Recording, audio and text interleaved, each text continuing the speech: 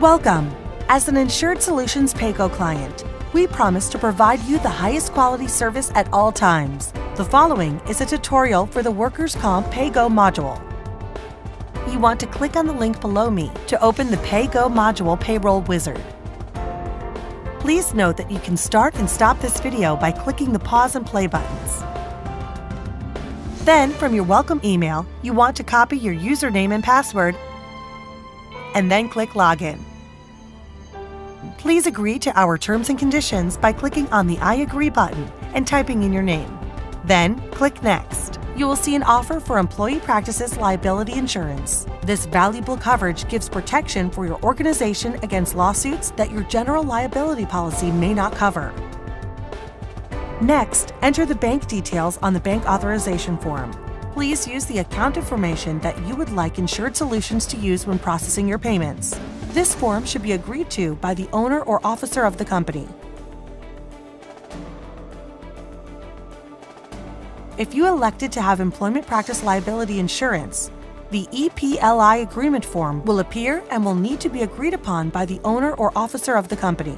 If you decline to have this coverage, no such form will appear. Here, you want to check whether you have paid independent contractors. For this practice, we're going to select No and then click the Next button. Here is where your work comp class codes will be. You will click on the drop-down box. Now, it would be customized for your specific company. It may have multiple codes. For this test purpose, we're just going to have the 8810 for California, and you will select your work comp code. You will click here to enter your gross regular payroll amounts. You will click your Tab button and the system will calculate your premiums for the gross payroll amount. You will enter the overtime amount here, click the Tab button, and the system will calculate the gross wages. And here, you will enter in the double time amounts and click the Tab button, and it will calculate the premiums. After entering the information for that 8810 work comp code, you want to click the Add button, and then you will proceed to the next work comp code. Then you will click the Next button. Here, you will upload your payroll register. You have the option to upload your payroll register or to fax your payroll register. To fax your payroll register, you will click this button, and then you can click the fax cover page, and it will create a cover page for you. And this is what the cover page looks like. You want to go ahead and print this file and then print, so that you can print a copy of this and send it in with your payroll register. Now the other option you have is to upload your payroll register. To do that, you would click on Upload My Payroll Register.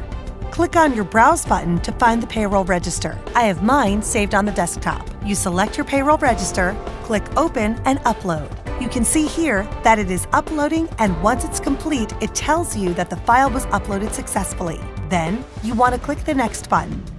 And here, you can see your payment information. It gives you the rest of your charges. Now you have the option to ACH or use your credit card. If you use a credit card, just please note that there is a 3% additional service fee that gets added. We are going to use ACH for this training purpose. Then you will type your bank name here.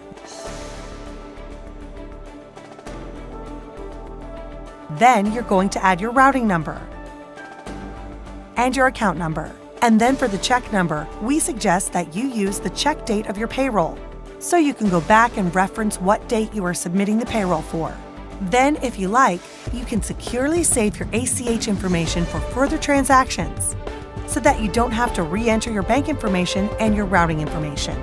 Here is a sample of a check, and it shows what your routing number and what your account number is, and how to find that information using your check. Then you click I agree, the terms and conditions for ACH for the transaction for that payment, and then you will click the I agree button, and that you understand that you are paying for the workers' compensation premiums, and that you understand that the information you are entering is accurate. Then you will click Process Payments. Once you click the Process Payments button, your transaction would be complete. At the top of the screen, it will hop over to the complete process, and you will get a confirmation across the top of your screen that the transaction is completed. You would also get an email confirming the submission with an invoice. Once you get the invoice, please review the invoice, and if you have any questions, you can contact your client service representative.